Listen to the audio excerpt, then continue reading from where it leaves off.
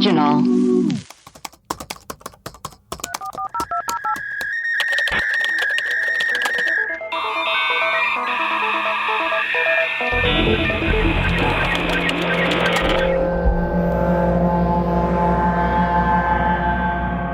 Hello, and welcome to Webcrawlers, the podcast where we do a deep dive into some of our favorite mysteries.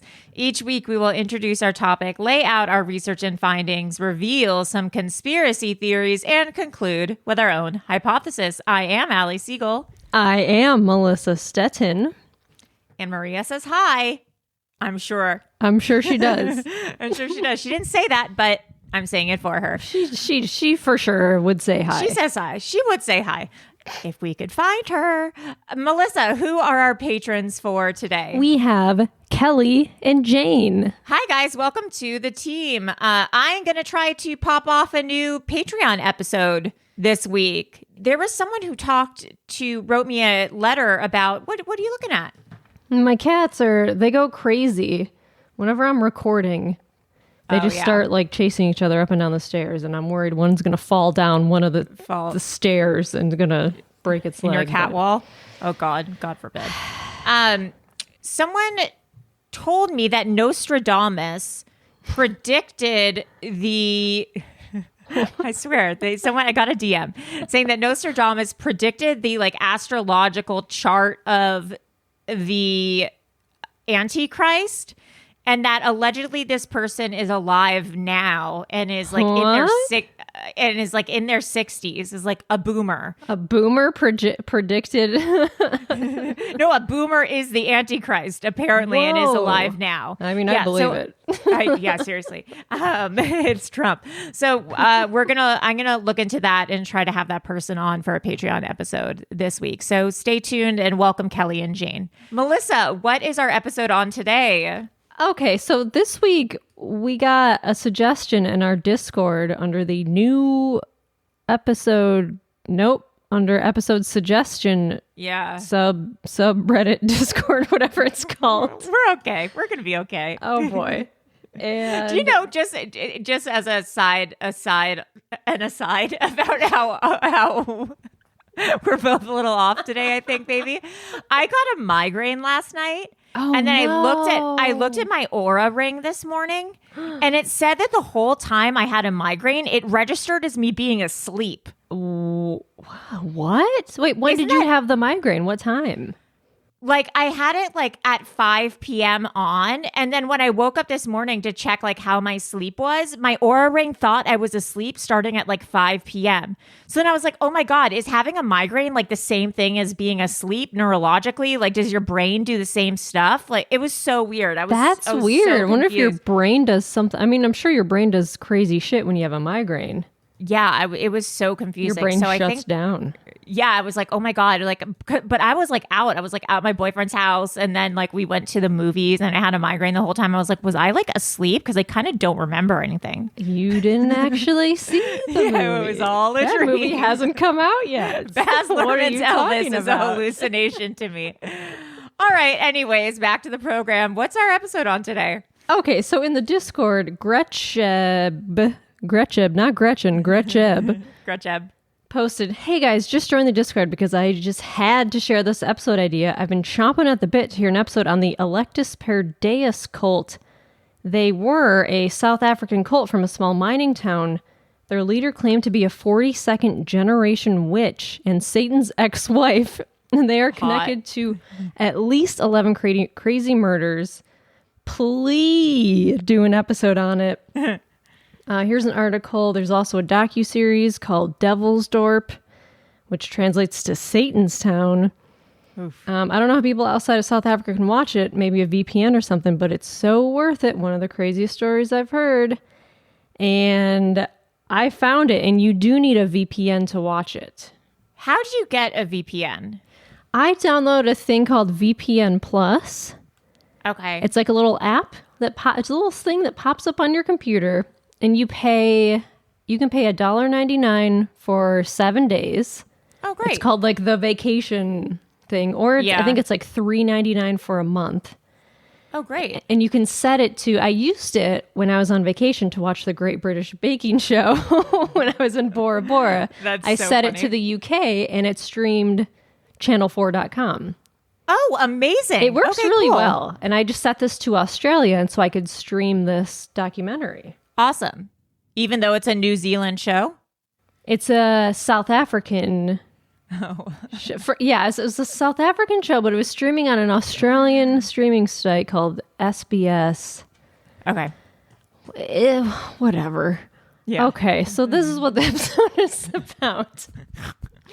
Okay, so in 2008, a boy brought a samurai sword to school in South Africa, put on a Slipknot mask, and decapitated another kid.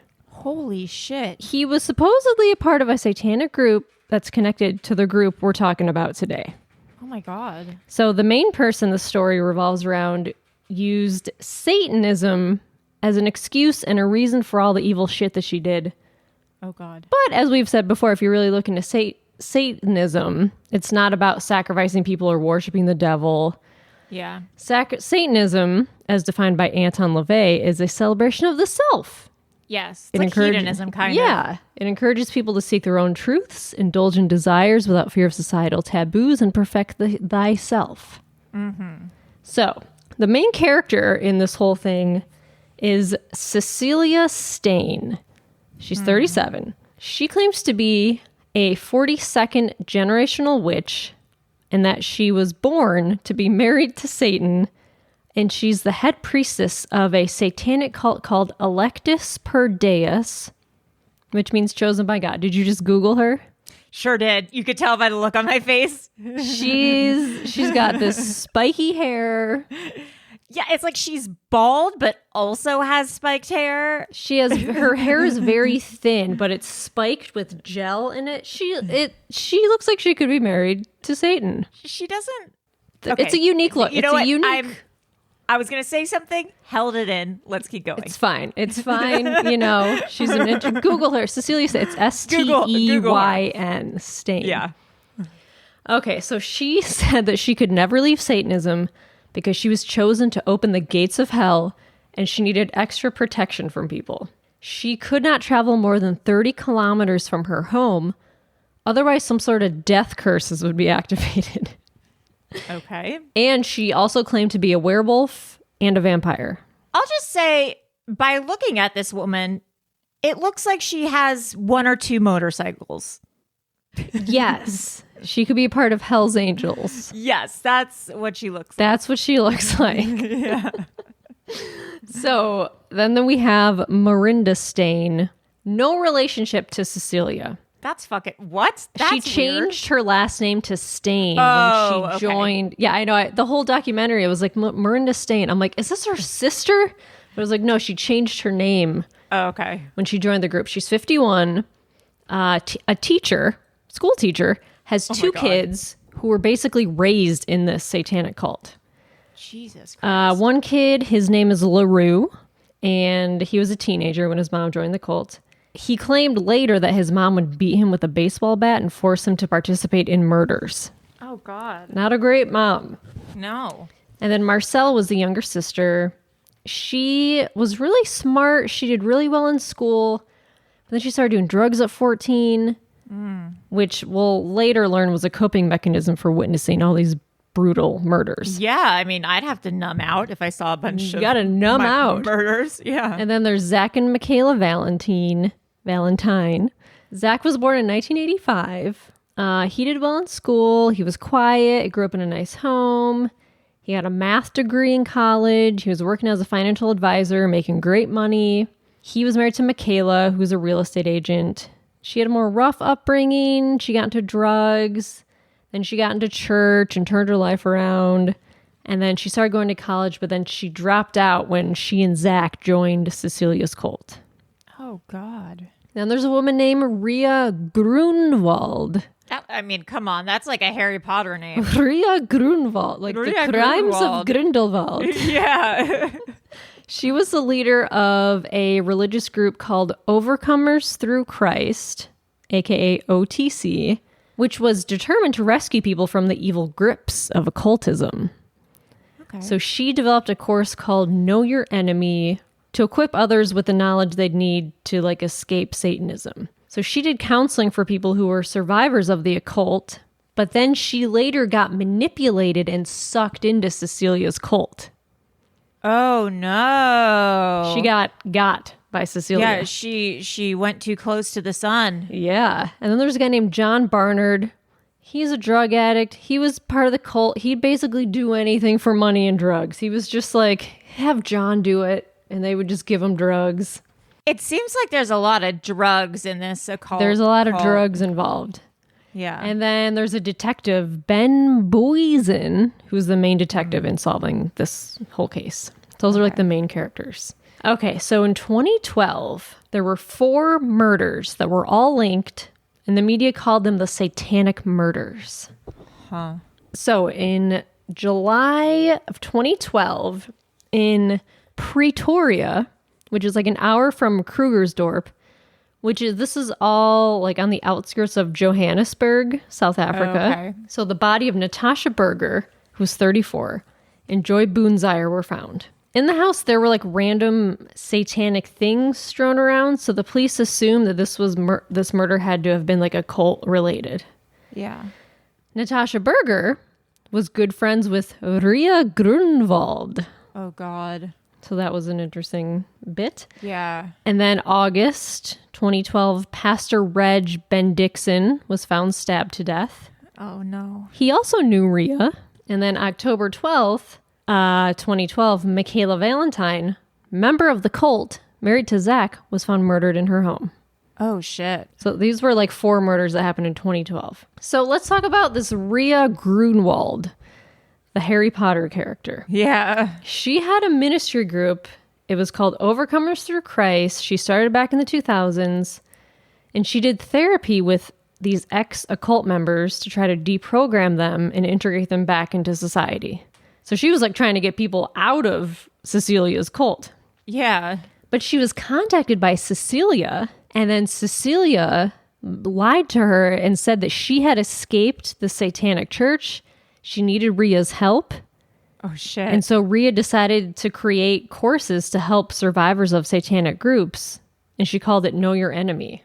And she had Cecilia like compile like all of her knowledge. She was like the foundation for this course. Oh, my God. What was weird was that Cecilia, she claimed to be the bride of Satan, but she didn't really know much about Satanism. And she was like creating this course. And according to Cecilia's former best friend, she just like cobbled together a bunch of info from random websites. It's like us writing an episode. Exactly. This is what she did, which is one of the reasons why the author of this course isn't listed as Cecilia, but rather Xena, one of her alter egos, allegedly from her dissociative identity disorder. Oh, shit. So Cecilia came in and was like, oh, I'm a survivor of a cult. Let me create this course for you. Oh, God. So everyone who was in Ria's group was like fascinated by Cecilia. Probably from her hairstyle. They're like, how does she have spiky hair? How does she do it? They thought she was like the most interesting person. They wanted to know more about her. So the people who joined this group included Zach and Michaela Valentine. This is before the murders occurred. And then Miranda Steyn with her 2 children, Marcella and LaRue, who were about 10 and 12 at the time. So Cecilia would teach the children about like everything spiritual. So these people joined Ria's group wanting to like protect themselves from Satanism. But little did they know. Little did they know Cecilia had an ulterior motive. So Ria said that the Know Your Enemy course was too focused on Satan and not enough on God. So she decided to do another course called Know Your Savior. And for that, she consulted with Pastor Reg Bendixson, who was one of the 4 who was eventually murdered. So Cecilia got jealous because Ria was no longer focusing on her. So Cecilia started sending anonymous texts to herself, pretending to be from the Satanic Church, threatening her life to try to get Ria to feel bad and go back to her. Oh, my God. Ria would have prayer meetings at her place, But then she started receiving messages saying that she had to stop or Cecilia would be badly hurt. So one day at one of these meetings, there was some like screaming outside the window, and Cecilia was in the street covered with blood, saying that she had been stabbed. This bitch crazy. She's crazy. And then Rhea decided to have one last secret prayer meeting with her Bible group. And at this meeting, bombs went off in the parking lot underneath the members' cars. Oh my God. Turns Cecilia. out it was Cecilia and her pals were doing this to intimidate Rhea's OTC group, which made Rhea super paranoid. And she told Cecilia, like, you can't be in this group anymore. Crazy shit is happening. Yeah. So Cecilia's like, okay, I'll leave the group. And then she took some people with her who were like, she's like, who's coming with me? And it was like Mirinda, her 2 kids, Zach and Michaela, all like followed Cecilia instead of staying with Rhea. So from this point on, Cecilia had a huge grudge against Rhea, like only because Rhea created this like new course that was like, let's have it more God focused. And Cecilia's like, fuck you, bitch. And then just like wanted to make her life a nightmare. Oh my God. So then Cecilia decided to make her own group called the Electus Per Deus, which means chosen by God. So this group was Cecilia Steyn, her 2 children, Marcel and LaRue, who were barely teenagers at the time, and then Zach and Michaela Valentine. They all got tattoos that said Electus Per Deus. Oh, Jesus. And what's crazy, Cecilia had a husband and a young kid. Her husband was a cop. So she was living with... Okay, her husband was a police officer. But apparently... her husband had no idea what Cecilia was up to because they would have these meetings at Cecilia's house at nighttime when her husband would be off at work. So her husband had no idea that like Cecilia would invite these people over and be like, we're having cult meetings, which seems crazy. Surprised she has a husband. Right. You know, I was surprised to hear that too. Surprised she has a husband. Because I thought this whole thing with Rhea, I thought she was like, oh, is she like in love with Rhea and she got jealous? Yeah. That's kind of what I was thinking. But then I was like, oh, she has a husband? Interesting. Yeah. Plot twist. Plot twist, yeah. Maybe the biggest plot twist. I know. So these members were paying tithes to Cecilia. Tithes. Fuck. I was like, fuck, is it tithes or tithes? Could have gone either way. I didn't go to church. So, because Cecilia said there was this orphanage in the jungles of America for children of Satanists who need to be saved. This bitch. And I'm like, what, jungles of America? Like, there are no jungles in America. Like, what? Yeah, what? So since Cecilia was a member of this cult, she was required to contribute money to the so-called charity to save the children. Obviously, it didn't exist, and the money was just going to Cecilia, but everyone believed her. And at one point, Zach, who was the financial advisor, was giving her 100,000 Rand a month, which is equivalent to like $5,000. Oh my God. And it was mostly in cash. So there wasn't a record of her getting like these to do taxes or anything. Exactly. And so she didn't spend it on like lavish things because she didn't want her followers to know it was a scam. But she bought a lot of drugs though. Yeah, I mean, this is not a woman who's not on drugs. This is not the behavior of someone who's not on drugs. Based on looks itself, like... Yeah, this is... Yeah. Okay, and then we're going to get into these things called high nights. I'm scared. And no, it's not when I would go to raves in 1999 and take ecstasy. And then see leaves and branches all over your walls that were... No. Those were different high nights. So Cecilia would say the satanic energies were strong, and on these nights she needed extra protection. So these nights, the cult members would gather at Cecilia's flat. They would sing gospel songs and pray. And Cecilia claimed that she was there in body, but her spirit was far away being tortured. There's video of this, by the way, in the documentary. She would collapse to the ground. She would like shake and convulse, and blood would pour out of her mouth. And like these ladies, like Mirinda, would like just pray harder and try their best to try to get her to wake up. They're like, you would just see video of like people just like praying around her, and she's just like laying on the ground. They had like towels. They were like wiping up the blood from her mouth. Is there video of the blood? Yes. Does she have those like Halloween blood capsules or something? Uh-huh. She did. Oh my God. That's funny. She would take latex gloves. It was her own blood. She would draw her own blood and then put like gloves of latex or fingers of latex gloves, cut them and tie them. And she would put it in her mouth and then she would bite down on it and like pretend to have these like seizures. And she could also slow down her breathing. And so her heart rate would be like so low that it would appear as if she died. These people are like, oh, she's dead. She's died. Oh my God. It's crazy. So then there comes the Natasha Berger death, the first death. Cecilia became more obsessed with getting revenge on Rhea. So she falsely accused Natasha Berger, who was a member of Rhea's OTC group. She said Natasha was praying the so-called danger prayer that led to the death of 170 children. She's like, this woman is praying, she's killing people. So Cecilia manipulated her group into thinking that Natasha needed to be killed. So the plan was that Marcel, who was 13 or 14 at the time, would go to Natasha's house in a disguise, tell her that her cat ran inside, and she would pepper spray her, and then let the others know that she was down the road. They would come in and murder her. However, Natasha was very wary and would not let Marcel inside. Obviously, like, I'm not letting someone inside who's like, my cat ran in your house. I'm like, no, it didn't. Yeah, No. I know. So they came up with another idea.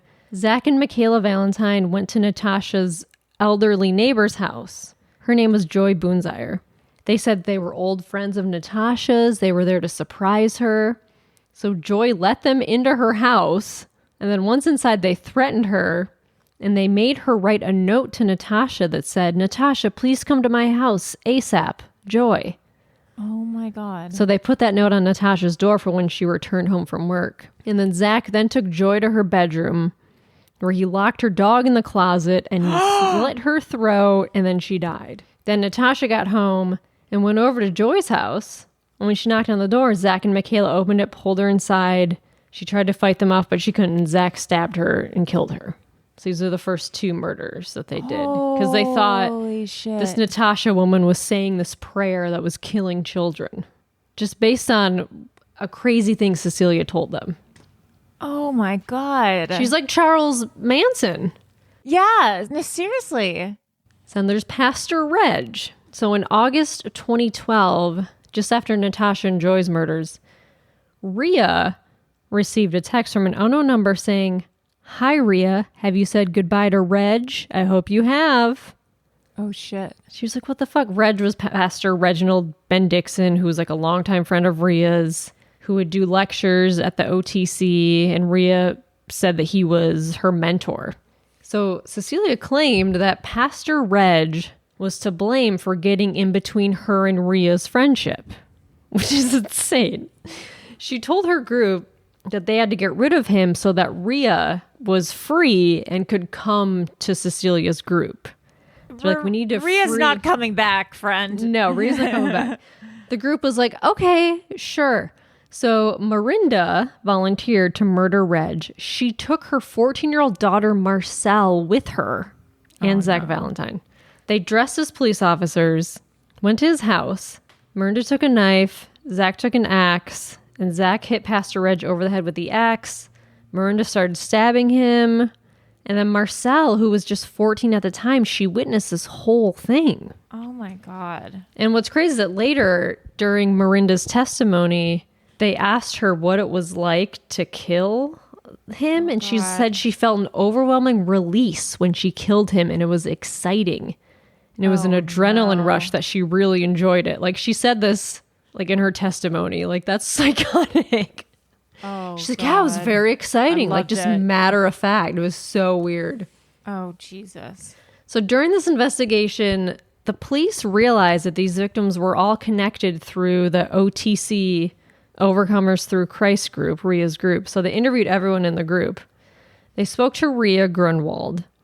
She said that she believed that Cecilia had something to do with the murders. On the day of Pastor Reg's funeral, Rhea received a package outside her door which contained a piece of raw meat and a note that said, "Sorry, this is all the doggies left you. Here's a piece of your precious Reggie." Turns out it was only a piece of pork. But holy shit. Oh my God. Cecilia's crazy. Like, why would you do that? Like, just wanted to torture this woman. And this whole time she's married to a cop. And as a kid. The cop has no idea what's going on. Oh my God. But then we come to Michaela's murder. So after the murder of Pastor Reg, Michaela called her mother. She was like in her early 30s, I think. She called her mother and she said she was like super scared and that people had been murdered. She's like, I don't know what the fuck's going on in this cult. She was very disillusioned with their activities and she wanted out. But now she became a liability to the cult. She told her mom that she needed a lawyer to talk to the police. And then due to this, the cops got a warrant to search the cars in the home of Zach and Michaela. And they also searched Rhea, Cecilia, and Miranda's homes. But before their search happened, Cecilia and Zach decided they just needed to kill Michaela. So on October 4th, 2012... Zach put sleeping pills in Michaela's coffee and he went to work. So he had given Miranda a set of house keys and a gate remote. And then that Thursday morning, Miranda brought her daughter, Marcel, who was still only 14 at the time. And they killed Michaela by smashing her skull with a hammer and stabbing her. And Marcel watched her mother do all of this and then told Marcel to join her. So Marcel stabbed her once and then like couldn't do it anymore and ran out of the room. And then Michaela was stabbed 65 more times and she died. And she was only 25 at the time. That's so horrible. Yeah. Also, stabbing someone 65 times? Crazy. What are you doing? Jesus Christ. So then Zach wanted to make sure he had an alibi for her murder. So he planned a meeting with real estate agents that afternoon after work because he wanted to sell his house. He opened for them. They all went inside together and they walked into the bedroom. Oh no. After Michaela's lying in there dead. And he like pretended to, he was like screaming and crying, like put on this whole show. Like he knew she was dead in there. Yeah. He asked the real estate agent to check if she was dead. And then apparently after that, all he wanted to know was where his cats were and if he could still sell the house. Jesus Christ. Crazy. Like, okay, but like, where are my cats? And like, can I still sell this house? Now that someone's killed in this house. So then Cecilia planned to have Rhea's son, Joshua Grunwald, murdered. But fortunately, the three men she asked to do the killing, they never carried it out. Oh my God. So Rhea's son is still alive. Now let's take a quick break for announcements. Web Crawlers has a Patreon to get access to bonus episodes, shout outs, merch discounts, and more. Please go to patreon.com/webcrawlers. You can donate as little as $2 a month to become one of our bimbo patrons. Also, please. Is there a problem? No, yeah, the whole thing isn't there. So I almost started reading your episode. Also, please rate or review us on Apple Podcasts. If you give us a 5-star review, we will read it on the mailbag episode. And please call our hotline. Insert jingle here. 626-604-6262. We love your voicemails, and we love the first-time callers who overcome their anxiety to leave a voicemail. It's a good therapeutic exercise. So if anything, just consider it free therapy. You're welcome. There's no real such thing as overcoming fears. You can just walk. No, bravery is not having no fear. It's walking through your fears. Is that an Ali Siegel original? It's an Aliism. Wow. I like that. Yeah. So try calling today. 66.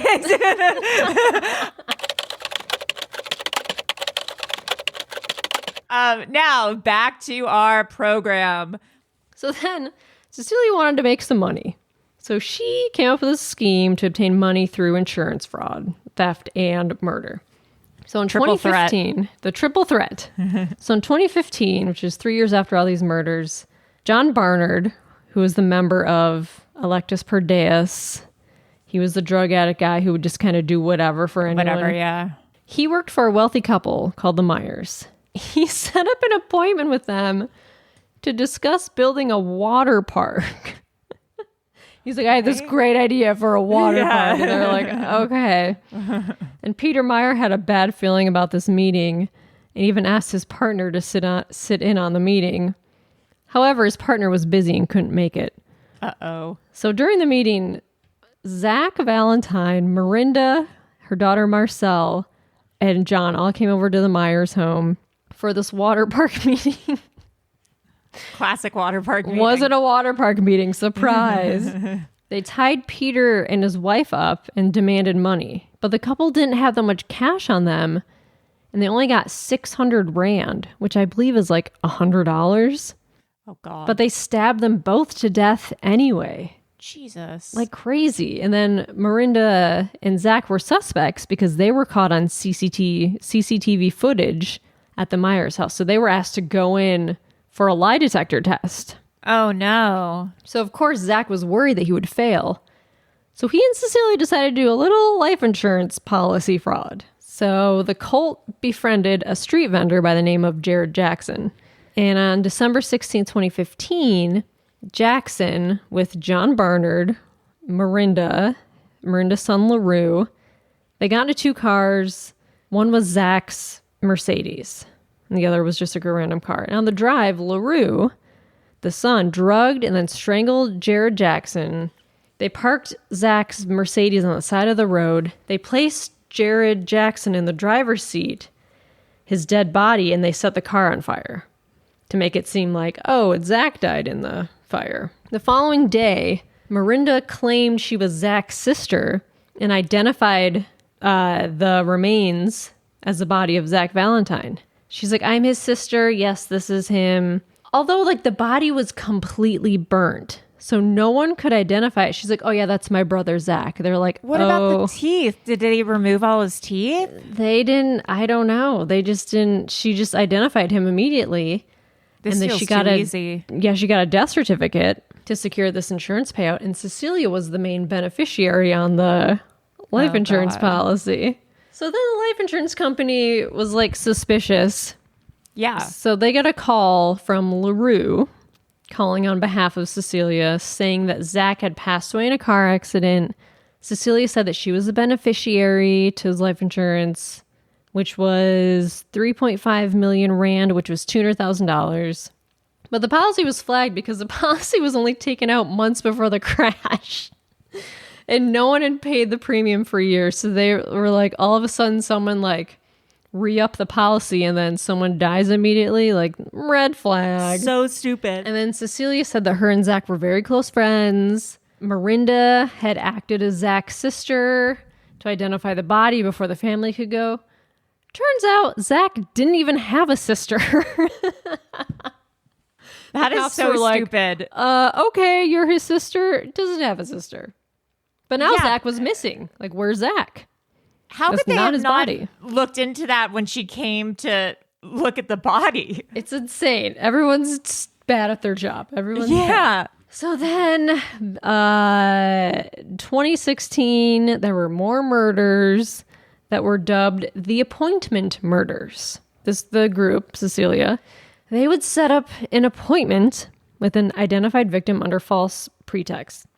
Miranda, LaRue, and John Barnard would like intimidate the victims into handing over their bank cards. And then Marcel would go to an ATM, verify that their PIN number was correct. And then once confirmed, the victims would be murdered and left in the trunk of their car out in some field somewhere or like on the street. The murderers then took the person's card and withdrew the cash. And this is ultimately how they were finally caught. So LaRue and Marcel were seen on ATM footage withdrawing cash from murder victims' cards. Yeah. So the first victim was Glenn McGregor. He was 57. He was a tax consultant from Rand Fontaine. Miranda, Marcel, and LaRue and Barnard met Glenn at his home on January 27, 2016. They forced him to transfer 6,000 Rand into Miranda's bank account. Then he was shot. They strangled him. They put his body in a bathtub full of hot water for some reason. I don't know how that would change anything, but they're like, let's just put him in a bathtub of water. I don't know why. Ew. The next was Anthony Schofield, 67. He was a tax consultant. The group lured him to their flat in Krugersdorp, forced him at gunpoint to hand over his bank cards and PIN number. They withdrew 16,000 Rand and then used his credit cards at various shops in Krugersdorp. And then he was killed and put in the trunk of his car, which was then abandoned. And the same thing happened with Kevin McAlpine, who was 29. Forced to hand over his bank cards. $1,300 was withdrawn. He was strangled and left in the trunk of his car. His girlfriend was pregnant at the time, which made it even more awful. God, they have killed a lot of people at this point. Yeah, 11 people. And then a few days later, on May 30th, the real estate agent Hanley Ladigan was lured to the flat under the pretense of a business meeting with a client. She was threatened. They took out $3,000 from her account. They placed her body in Miranda's car and dumped the body near the cemetery, where it was discovered the following day. Which is crazy because this murdering spree went on over a month and they didn't even make that much money. They were just killing people for like $500, $1,000 here. $100. Like, it's crazy. It's not worth it. Or even the life insurance policy to $200,000. $200,000? Like, crazy. So after all these murders, the bank accounts were being emptied, were being done by LaRue and Marcel. They were on CCTV footage doing this. And a detective saw the footage and said, hey, that looks like the Steyn kids. So they were brought in for facial analysis, and it was proven to be them. During the investigation, LaRue, the son, I think he was like 19 or 20 at the time, he confessed to all the murders and said he acted alone. Oh. But the detectives were not buying it, though, because he's like this scrawny kid. They're like, you killed 11 people? Yeah. I don't think so, pal. And then at one point, Detective Ben Boysen got a call from an anonymous source that said he must go and check in Miranda Steyn's classroom. Oh, fuck, I forgot. She's a fucking teacher. During this whole thing, she's teaching kids. Oh, Jesus. So he took a team of people. They searched the room. And in some old stoves, they found a bunch of ammunition and weapons in the fucking school. God. Oh, my God. And the police were told that she had recently updated her will as well, and that it was at the school in her file. Someone's like, yeah, she was updating her will. It's in her folder. And they're like, okay, can we see it? They're like, yeah, absolutely. So the will said that she denounced her children because of the crimes that they had committed, and that everything will be left to Cecilia Steyn. So Holy she shit. basically blamed her kids for all of the murders. She threw her kids under the bus. Yes. When she forced them to do all this shit. That's fucking bonkers. Crazy. So the detective, Ben, he took this information to her son, LaRue, who was like being held, and showed it to him. And he like couldn't believe it. He was like crying. He's like, why the fuck would my mom disown me like this? Yeah. So he's like, well, I'm fucking done protecting her and I'm going to spill the fucking beans. Fuck this. I'm not taking the blame for any of this. Yeah. And it was LaRue's testimony that finally ended all of this. Good. So then LaRue told them everything. He gave more details about the insurance fraud scam. He said the group had targeted a man named Gerard Jackson, who was an unhoused man that used to sell snacks on the side of the road. One day, Cecilia bought all his snacks and befriended him. Zach said he wanted to go fishing and that Gerard must join him and his friends. Unfortunately, we know that he was murdered in the car by LaRue and then moved to the driver's seat and was doused with gasoline and set on fire. And That's Zach so disappeared evil. after that for a while. Zach was eventually caught. So there was a lady who would host camping weekends for unhoused people, which Zach was now living as like an unhoused person in South Africa. Yeah. And he used to go on these camping trips using a fake name. One day, one of the police officers brought home a file that had Zach's face on it, and his girlfriend, who worked at these camps, was like, oh, hey, that's Michael, or something. Oh, no. Or whatever. He comes to the camps all the time. And her husband was like, no, that's Zach Valentine, who's like And he's wanted a for murder. Yeah.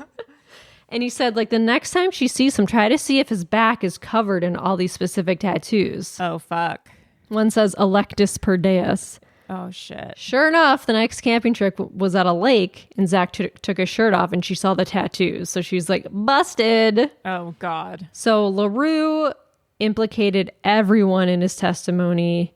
He made a plea bargain so he would not spend his life in prison. And then John Barnard was brought in, and his story directly linked to LaRue's, and that's how they verified it was all true. Yeah. And then a crazy twist in this documentary that I did not see coming. There was a reporter named Mariska Koetzer. I'm scared. Who was in her, I believe she's in like her late 30s, early 40s. She was married. She was interviewing LaRue. LaRue, I believe he's like 20 at the time, 19 or 20. And she was, they showed her, she was talking about how handsome he was. She's like, yeah, it's weird that I was... Did she Shkreli? Did she Martin Shkreli? Yes. And I was like, this is a weird interview. Oh, no. Like the way she was describing him. And she said they would talk over the phone and they became friends. She's like, yeah, and then I fell in love with him. And he asked her to be his girlfriend the day before he was sentenced. And they dated for 2 years up until March 2020 because she could no longer visit him in prison because of COVID. Listen, if there was one reason for the pandemic, I'm glad that it protected this poor woman from dating this dude. Yeah, it was so weird. Like she was writing a book about the murders and then was like, he's just such a nice guy. And I'm like, he murdered people. It's that psychological disorder that makes women fall in love with prisoners. Yeah. What is that called? There's a name for it. Fall in love with prisoners disorder. What is that called? Hybristophilia. Hybristophilia. Hybristophilia is a sexual interest in and attraction to those who commit crimes. Yeah. So weird. Yeah, very strange. But yeah, they broke up, unfortunately. Or fortunately. Yeah. But apparently he kept writing her letters and she lost interest when she couldn't visit him anymore. Because she couldn't get that rush. Yeah, that's why. But anyway, so then Marcel, the daughter, testified in court as well. She told the court of the constant fear she has that if she would ever leave the group, she would be killed. So that's kind of why she stayed in the cult, obviously. It's probable. And she testified to her belief in Cecilia Steyn and the things she told them about satanic churches and orphans. She believed all of that. But then she's looking back now, she realized there was an opportunity to tell someone about her life and the group's criminal activities, but she was too scared to do anything. Sure, she Honestly, was 14. I get it. Yeah, and especially when you're that young and that impressionable, if people are telling you this stuff, you're likely to believe it. I don't really hold it against. I mean, it's not great decision making, but I understand where she's coming from. And then she told the court that the testimony of her mother, Marinda Steyn, was all lies and an effort to get Cecilia off. She explained that Cecilia had told her and Marinda that if one of them would plead guilty and testify and make it look like she was the one who planned everything, the other two would escape jail, which is not, that's not true. No. Yeah. She explained how she first thought she was going to live with Cecilia for a short while, but then her mother told her that this would be permanent.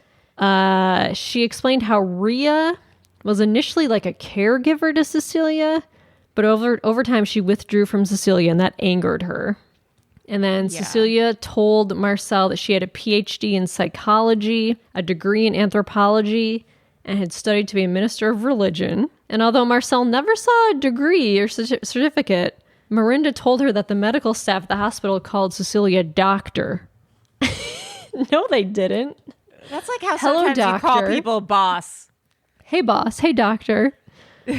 So Marcel said she believed Cecilia had special powers. She told her she was a 42nd generational witch and that by being one, she inherited special powers. But then when they asked Cecilia and her testimony, she denied everything. She's like, I never said that. I never said I was a werewolf. I never said this.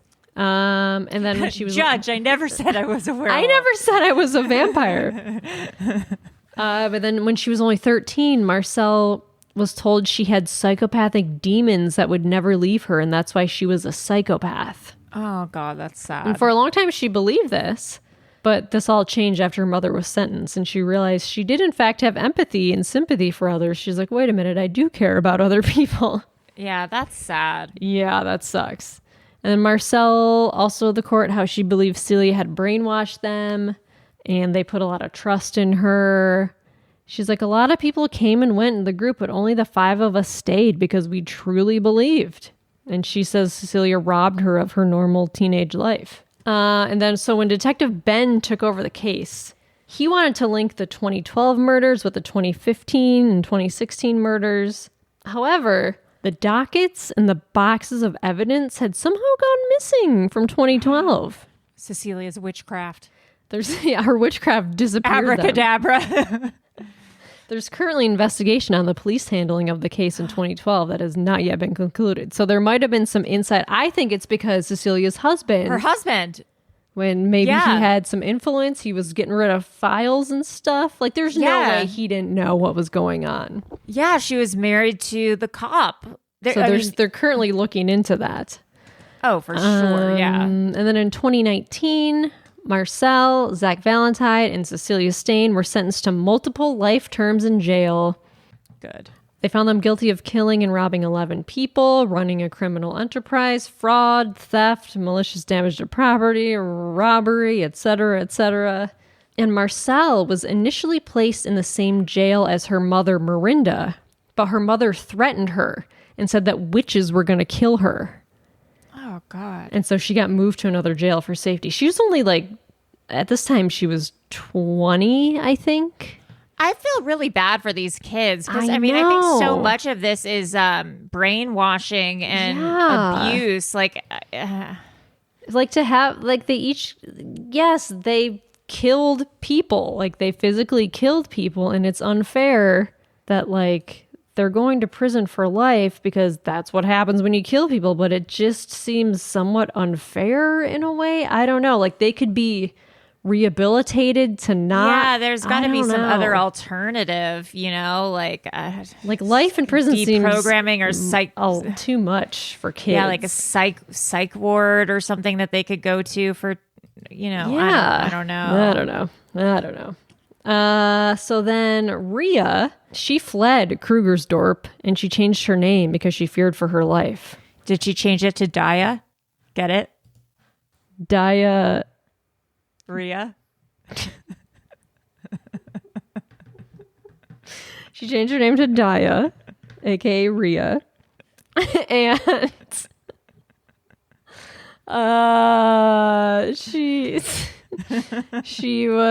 they eventually got a hold of her, and she was a witness for the prosecution. But she said the day that her friend Reg died, she died because she had been left with nothing. Yeah, and also she got traumatized with being the dogs ate the bodies. I guess crazy. So she fled, although her location is known to Jana. Jana's the woman who wrote a book about all this. So she knows where she is. But it's not something she'll ever reveal because Rhea still fears for her life for being involved in this. Yeah. So, because in the documentary, they blurred her face. Oh, interesting. And she said she lost everything. She started over, but doesn't want to be linked to the story. But she feels extremely guilty about what happened. And she has to live with all of these events. And she left people she loved, so she doesn't endanger their lives anymore. She never killed anyone. She didn't participate in any of these killings. It just happened around her and to her. So she completely disappeared. And then on top of that, back in 2012, when the investigations into the first murders commenced, Rhea was completely distraught, but she was also considered a suspect. So that weighs heavily on her. Yeah. There's a degree of embarrassment and fear around it. Even in the court case, she still seemed to believe some of Cecilia's stories. So she still kind of believes some of the shit Cecilia told her. And so she said she's still living with that fear, and it's a difficult thing to heal from. Oh, God. So, yeah. It's embarrassing to be associated with this whole thing, the fact that she got brainwashed into believing Cecilia was oh, she's Satan's ex-wife? Okay. Yeah, it's a lot. But anyway, this is a 4-part documentary on SBS.com. You got to get a VPN It's fascinating. There's so much info for this. Yeah, I mean, I'm definitely going to get that VPN and watch it. And thank you for recommending it. Please continue to recommend stuff to us. And also, who is it who sends us the Google Docs every Maria's month? Demon. Yes, thank you so much for compiling the Google Docs with all the ideas. We Very are so helpful. Yeah, we are so thankful for all of that. Melissa, if people want to reach us with any more ideas or information on this or anything or other docs they recommend, where can people reach us? You can email us at webcrawlerspod@gmail.com. All right. This is kind of interesting. What? Just one last thing. I'm on this website and it says, how could Cecilia's husband not have known what was going on? Oh. And it said Cecilia planned her quote unquote high nights around her husband's night shifts. So he was never home. And did you say that during the episode? And they didn't even share a bed or a room. Oh, right. They slept in separate bedrooms. Yeah, so I guess they're pretty. She would just like clean up all of like the Satan, put the blood and the sigils sigils. in the closet. Like, yeah, nothing to see here. Hope you had a good just night. watching Dateline. Yeah. With the girlies, true just crime wiping up the blood. Yeah. Insane. All right. Well, I am Allie, Satan's bride Siegel. I am Melissa, Satan's ex-bride, Steyn. Yeah, it's always good to be a second wife. All right. Bye, guys. Bye.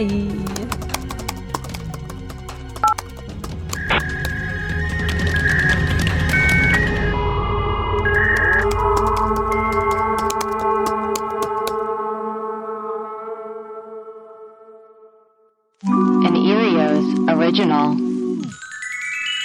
Powered by Acast.